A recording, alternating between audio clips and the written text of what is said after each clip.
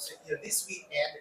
Pag-usapan natin, gaano nakahanda ang SB19? Ilang percentage na ang preparation? Gaano na kayo ka-prepare for the concert this weekend? Ngayon po, masabi ko po 99%.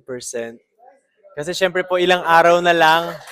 Opo. Pero yung 1% is because syempre we wanted to do we need to run po sa stage, matry yung mga technicals. So we're very excited and we're very ready na rin to show the world, the universe rather. Hindi, joke lang. yung concert namin this Wakas at Simula. Ang daming first time pa lang namin i-perform na new songs dun sa aming latest album. So let's go. Malaki to.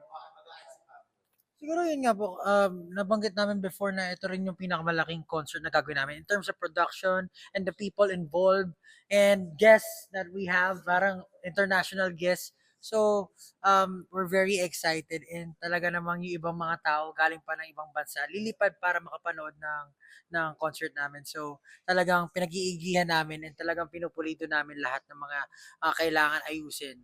Actually, di ba kami nakapunta dun sa stage, sa venue, pero pinipicturean kasi ng team namin, pinapakita sa amin. Sobrang nakaka-excite po talaga. Speaking of